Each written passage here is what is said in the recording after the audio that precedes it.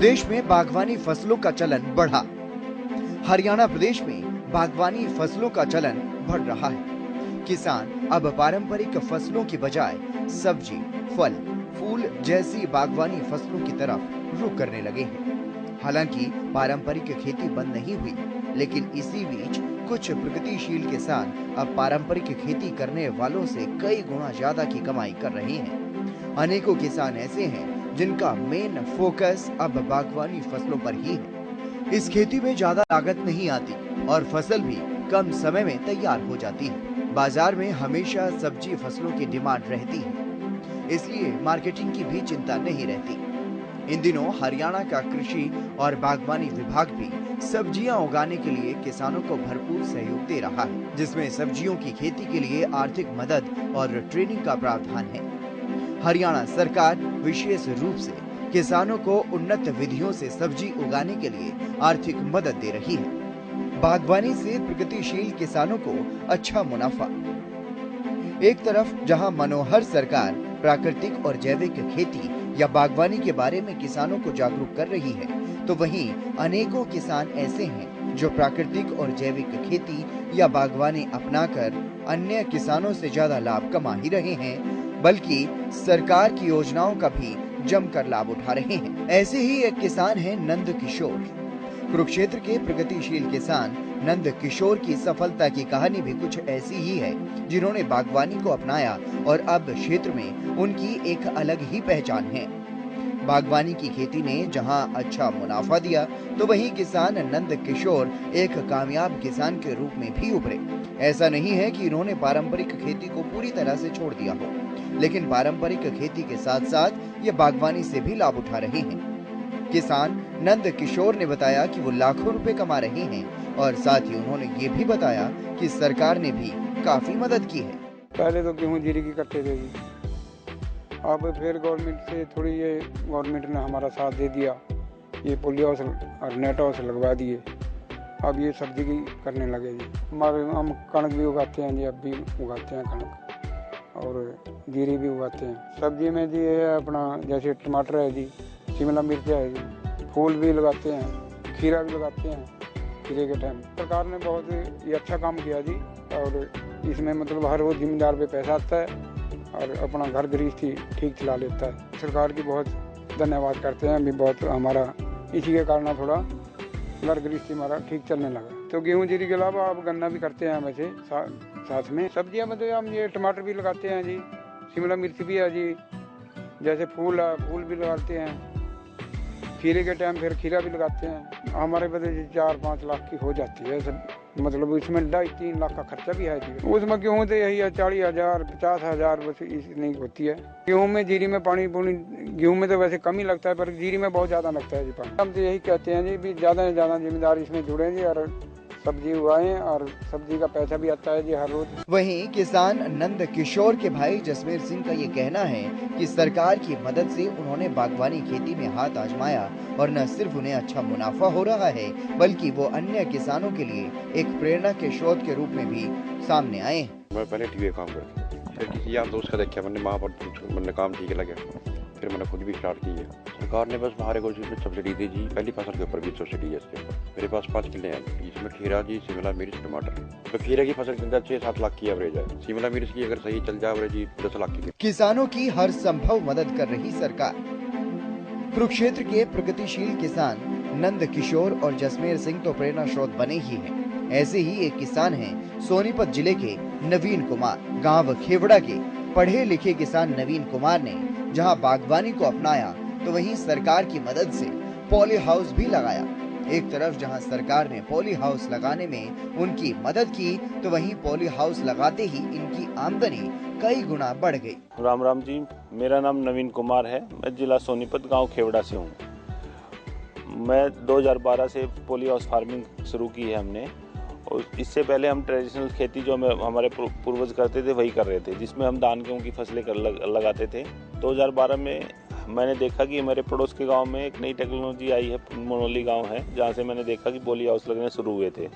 तभी मैंने भी सोचा कि मैं भी इस तरह का बदलाव अपने खेत में करूंगा। तो मैंने 2012 में पॉली हाउस और नेट हाउस अपने खेत में लगा लिया, जिसमें हमने शिमला मिर्च की फसल और खीरा और लीलियम, 3 ये फसलें ही हमारी मेन होती थी, जिससे हमारी इनकम एक नहीं कम से कम 10 गुना इनकम एकदम बढ़ गई हमारी।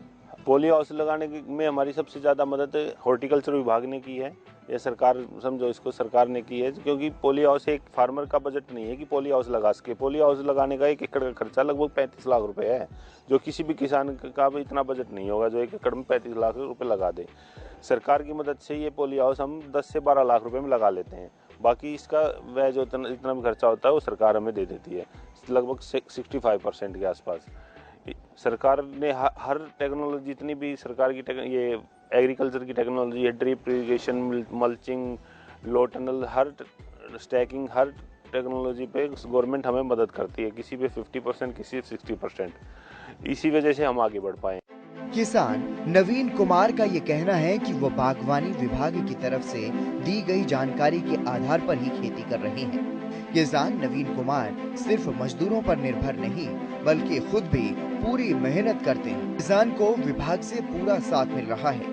नई नई फसल और बीज के बारे में सही जानकारी हासिल कर प्रगतिशील किसान नवीन कुमार खेती करते हैं और इसीलिए ज्यादा लाभ कमा पा रहे हैं। वहीं नवीन कुमार ने खेती को अच्छा व्यवसाय बताया।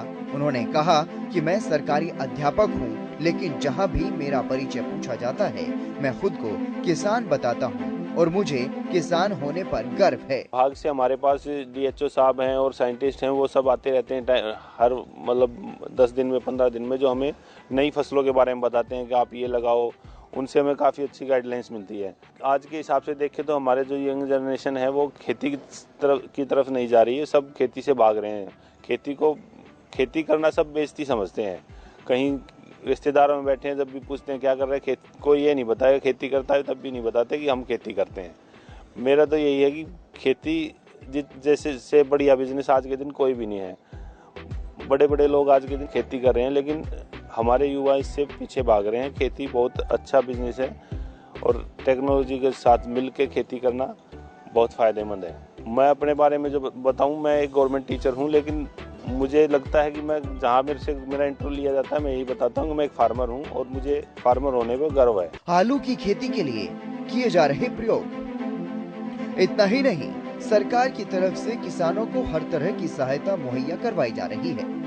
करनाल में आलू प्रौद्योगिकी केंद्र से किसानों को जहां प्रशिक्षण दिया जाता है, तो वहीं आलू की फसल की गुणवत्ता व बीमारी से बचाव के लिए भी नए नए प्रयोग किए जा रहे हैं, ताकि किसानों को आलू की खेती करने पर ज्यादा से ज्यादा फायदा हो सके। टिश्यू कल्चर लैब की जो हमारी सबसे पहली जो यूनिट है वो है वॉशिंग रूम। वॉशिंग रूम में हम जितने भी यूटेंसिल्स को हम टिश्यू कल्चर के लिए यूज़ करते हैं, जिसमें जितनी भी बॉटल्स हैं या ग्लासवेयर्स, अन्य ग्लासवेयर्स हैं जिसमें हम प्लांट्स को लगाते हैं, उन सभी प्लांट्स को हम प्रॉपरली स्टरलाइज करते हैं, वॉश करते हैं डिटर्जेंट से और कुछ केमिकल से।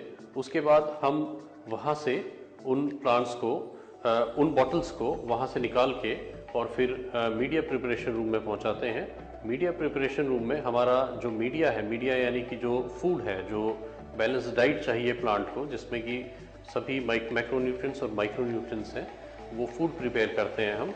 वो फिर फूड प्रिपेयर करके और फिर उसके बाद उनको हम बॉटल्स में डालते हैं, स्टरलाइज की हुई बॉटल्स में, और उन बॉटल्स को हम फिर ऑटोक्लेव रूम में ले जाते हैं। ऑटोक्लेव रूम में हमारे पास 3 बड़े बड़े ऑटोक्लेव्स हैं, जिनकी जो कैपेसिटी है वो पर डे हमारे पास तकरीबन 500 से 600 लीटर मीडिया को स्टरलाइज करने की कैपेसिटी है। और उन ऑटोक्लेव्स में हम उस मीडिया को, जो बनाया हुआ मीडिया, उसको स्टरलाइज करते हैं और स्टरलाइज करने के बाद उस मीडिया को हम ले जाके मीडिया स्टोरेज रूम में रखते हैं। मीडिया स्टोरेज रूम में हम 2 से 3 दिनों तक उस जो बॉटल है उसको रखते हैं। उन बॉटल्स में अगर किसी भी तरह की कंटेमिनेशन है तो वो उन बॉटल्स में दिखाई दे जाती है।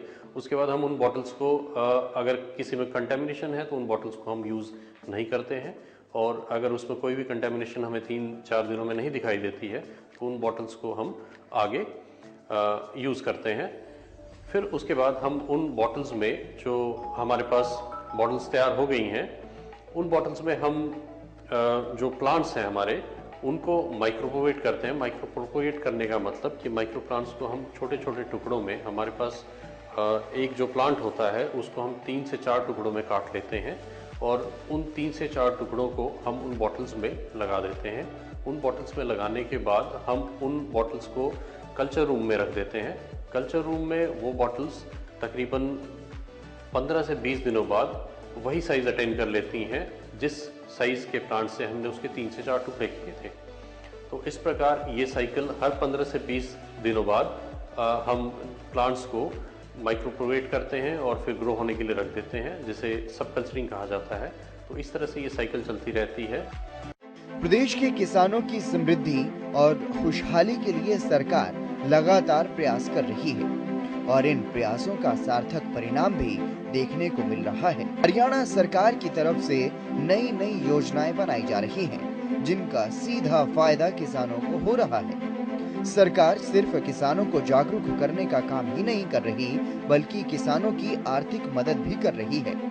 किसानों को हर संभव मदद देकर सरकार अपने अन्नदाताओं का न सिर्फ सम्मान कर रही है, बल्कि किसानों की आय बढ़ाने के लिए भी लगातार प्रयास किए जा रहे हैं और इसका सार्थक परिणाम भी देखने को मिल रहा है।